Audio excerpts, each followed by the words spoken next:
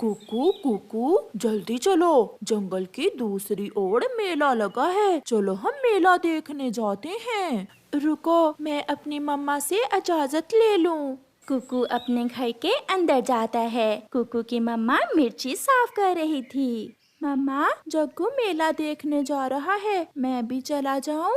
मगर याद रखना, शाम होते ही घर को लौट कर आ जाना। जाओ, चले जाओ मेरे बच्चे। फिर कुकू खुशी खुशी अपने दोस्त जग्गू के साथ मेला देखने चला जाता है। जल्द ही वो जंगल की दूसरी तरफ पहुंच जाते हैं। वहां उनका दोस्त कीकी पहले से ही आया हुआ था। कुकू और जग्गू को देखकर कीकी उनके पास आ जाता है। मैं यहाँ हूँ, अच्छा हुआ जो आप सब भी आ गए, अब तो बहुत मजा करेंगे हम सब मिलकर। फिर वो तीनों दोस्त नाव झूले में बैठ जाते हैं। नाव झूले में कुछ पक्षी तो बहुत डरे हुए थे, वो शोर मचा रहे थे। झूला रोको, झूला रोको, डर लग रहा है, झूला रोको। फिर वो सब एक छोटी सी खिलौनों की दुकान पर जाते हैं। वहाँ से कुकू अपने लिए एक छोटी बैटरी से चलने वाली लाइट लेता है। कुकू, ये फजूल खिलौना है, ये खिलौना हमारे किसी काम का नहीं है। वो देखो बड़ा झूला, चलो सब बड़े झूले में बैठते हैं। वो सब वहाँ जाते हैं। चाचा छमछम अपने बड़े झूले के पास बैठा हुआ था। अंकल अंकल, हमें भी बड़े झूले में बैठना है, एक भुट्टा मकई का लगेगा, बैठ जाओ। मगर उनके पास ना तो अब पैसे बचे थे और ना ही कोई और चीज थी जिसे देखकर वो सब झूले में बैठ सकते।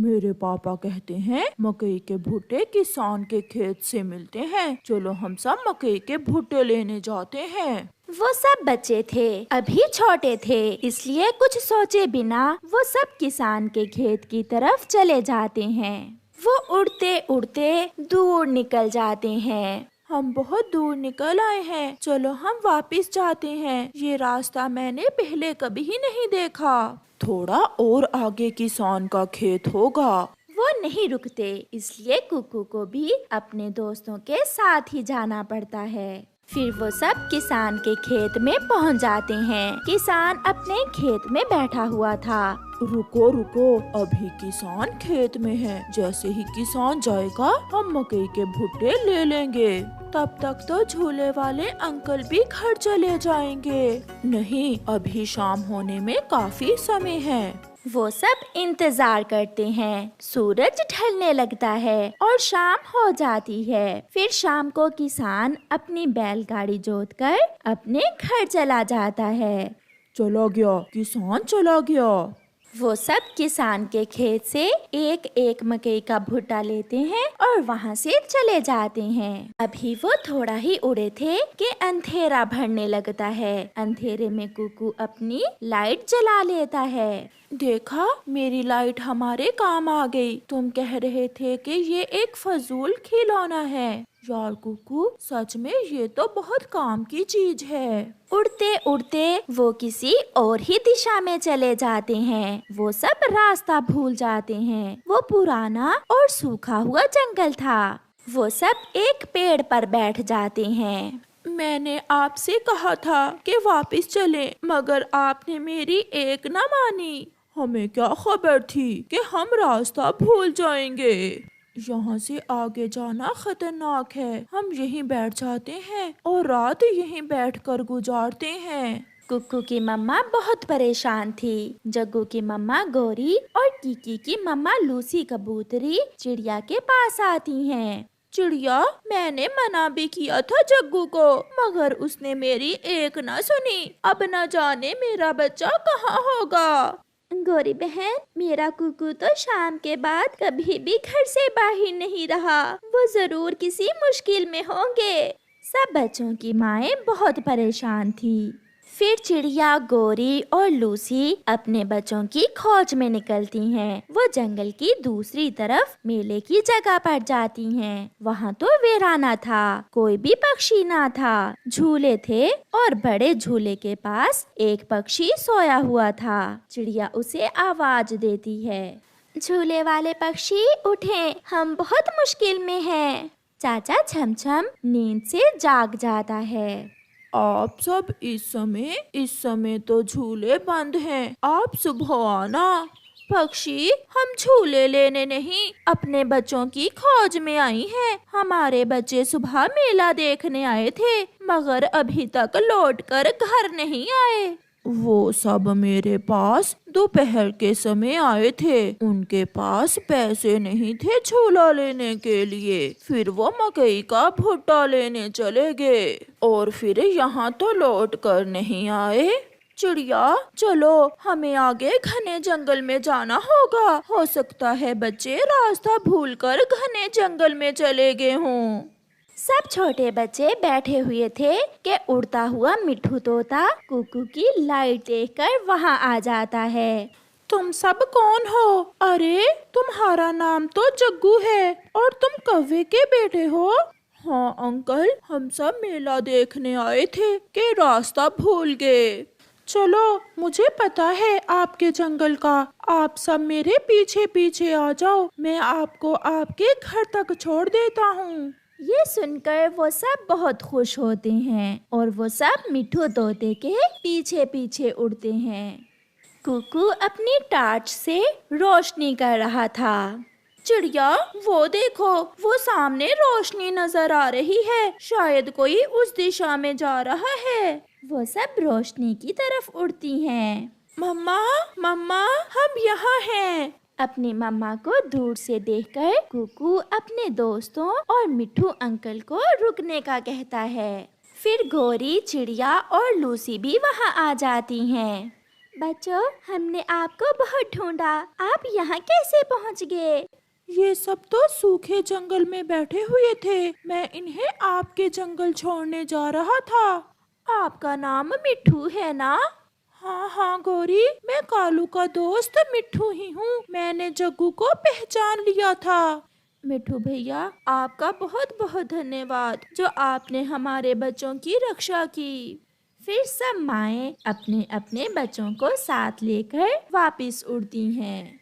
घर जाकर कुकू अपनी मम्मा से कहता है, मम्मा, सॉरी, मेरी वजह से आपको परेशान होना पड़ा। मम्मा, मैं फिर कभी ऐसा नहीं करूँगा। मेरे बच्चे, हमेशा याद रखना, जब भी शाम हो लौटकर अपने घर आ जाना है और कभी भी उस रास्ते पर ना जाना जिससे आप अनजान हो। कालू कौवा आज पूरे जंगल में मिठाइयाँ बांट रहा था, क्योंकि आज कालू कौवे के पहले अंडे से बच्चा निकलने वाला था। लो चिड़िया, ये मिठाई लो। आज मेरे अंडे से पहला बच्चा निकलने वाला है। आज मैं बहुत खुश हूँ। कालू भैया, आपके अंडे से बेटा निकले या बेटी, वो स्वस्थ हो, ये दुआ है मेरी। नहीं चिड़िया, मुझे बेटी नहीं चाहिए। मैं तो अपने अंडे से बेटा ही लूंगा। मुझे बेटियों से नफरत है। मेरे बेटे से बेटा कौवा ही निकलेगा। फिर कालू कौवा कबूतर के घर जाता है और ऐसे वो सब पक्षियों में मिठाई बांटता है। शाम के जब कालू कौवा घर जाता है तो उसकी पत्नी गोरी कौवी अपना सर झुकाए हुए बैठी थी। गोरी, ऐसे क्यों बैठी हो? कालू जी, हमारे अंडे से बेटी निकली है। जैसी तुम मनहूस, वैसी ही तुम्हारी बेटी। मेरी सारी खुशियाँ मट्टी में मिला दी तुमने। इसमें मेरा क्या दोष है? और देखें, हमारी बेटी किसी से कम तो नहीं है। बहुत सुंदर है हमारी बेटी। मैं सुंदर हूँ मम्मा, सच, मैं बहुत सुंदर हूँ। और पापा, आप इतने गुस्से में क्यों हैं? इसे मेरी नजरों के सामने से दूर कर दो। फिर गोरी कौवी अपनी बेटी को दूसरे घोंसले में लटा देती है। रात हो जाती है। कौवे और कौवी की बेटी सो रही थी जब कौवा अपनी पत्नी से कहता है, गोरी, लाओ, मैं इसे जंगल में छोड़ आता हूँ। तुम्हें तो अच्छे से पता है मुझे बेटियाँ अच्छी नहीं लगती। कालू, ये तो अभी केवल एक दिन की है, ये मर जाएगी। मरती है तो मर जाए, मैं इसे अपने घर में नहीं रख सकता। कल बड़ी होकर ये हमें संभालेगी। खाक संभालेगी? जब बड़ी होगी तो इसकी शादी हो जाएगी। दाना खिला खिला कर मैं इसे पालूंगा और सेवा करेगी ये किसी और की। मैं कहता हूँ इसे आज रात ही जंगल में छोड़ आओ, वरना मैं कल इसे तुम्हारी आंखों के सामने ही मार दूंगा। गौरी जान गई थी कि उसका पति किसी भी कीमत पर अपनी बेटी को घर में रखने वाला नहीं है। फिर वो अपने पति से कहती है, कालू जी नहीं, आप इसे मारना ना, मैं इसे अभी जंगल में छोड़ आती हूँ। अगर इसके भागे में हुआ तो ये बच जाएगी। ऐसा कहते हुए गौरी कौवी अपनी छोटी सी बेटी को उठाकर घने जंगल की तरफ जाती है। वो पुराने जंगल में जाती है और एक सूखे पेड़ की ढाल पर अपनी बेटी को बिठा देती है। मम्मा, आप मुझे यहाँ क्यों लेकर आई हैं? बेटी, अभी आपके पापा बहुत गुस्से में हैं। जब वो ठीक होंगे तो मैं आपको यहाँ से ले जाऊंगी। ऐसा कहते हुए गौरी वहाँ से चली जाती है। मम्मा, मम्मा, मुझे ऐसे छोड़कर ना जाइए। मम्मा, मुझे बहुत डर लग रहा है। वो छोटी कौवी बैठी ऐसे रो रही थी, मगर गौरी कौवी चाहते हुए भी वापस नहीं मुड़ती और वो चली जाती है। रात का अंधेरा और छोटी बच्ची वो कैसे अकेली रह सकती थी। वो तो ऊंची आवाज से रो रही थी, मम्मा पापा, मुझे यहाँ से ले जाएं। मैं यहाँ नहीं रहना चाहती। मुझे यहाँ से ले जाएं। यहाँ बहुत अंधेरा है। थोड़ी दूर एक बूढ़ी फाख्ता का घर था। उसके कानों में किसी बच्चे के रोने की आवाज पड़ती है।